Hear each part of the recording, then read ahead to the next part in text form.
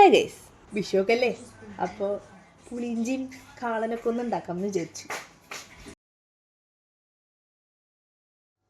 പുളിഞ്ചി അതിൻ്റെ ആധികാരികമായ ഫോമിൽ ഉണ്ടാക്കാൻ വേണ്ടി മൺചട്ടി, കലം, അടുപ്പ് ഇതൊന്നും ഇല്ലാത്തത് കൊണ്ട് നമുക്ക് ഉള്ള പാത്രത്തിൽ ഉള്ളതുപോലെ അങ്ങ് ഉണ്ടാക്കാം.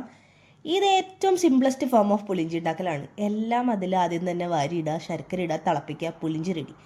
എൻ്റെ അമ്മ ഉണ്ടാക്കുന്നത് ഇങ്ങനെ, അപ്പോൾ ഞാനും അങ്ങനെ എളുപ്പത്തിൽ ഉണ്ടാക്കാമെന്ന് വിചാരിച്ചു. പിന്നെ നമുക്ക് അതിൻ്റെ സൈഡിൽ കാളനും കൂടി ഉണ്ടാക്കാം.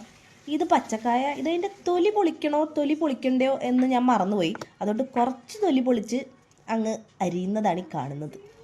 എന്തായാലും വിഷുവൊക്കെ ആയതുകൊണ്ട് കുറച്ച് വീഡിയോസ് എടുക്കും. അപ്പോൾ പിന്നെ എഡിറ്റ് ചെയ്തിടാൻ നേരത്ത് രണ്ടാമത് വോയിസ് ഓവർ കൊടുക്കണ്ടല്ലോ എന്ന് വിചാരിച്ച് ഞാനിതിൻ്റെ ഇടയിൽ കൂടെ ഓൾറെഡി സംസാരിക്കുന്നുണ്ടായിരുന്നു.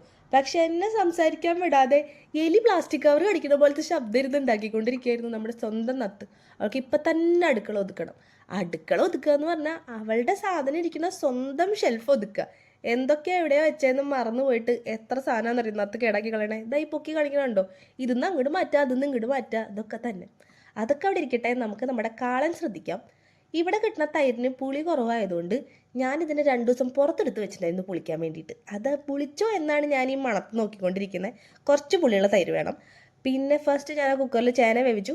അതിലേക്ക് വീണ്ടും പച്ചക്കായ എടുത്തിടുക. ചേന വേവിച്ചതിൻ്റെ വീഡിയോ എൻ്റെ മിസ്സായിപ്പോയി.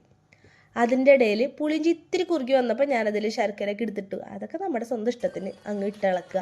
ഭയങ്കര സിമ്പിളാണ് ആക്ച്വലി പുളിഞ്ചി ഉണ്ടാക്കുക എന്ന് പറയുന്നത്.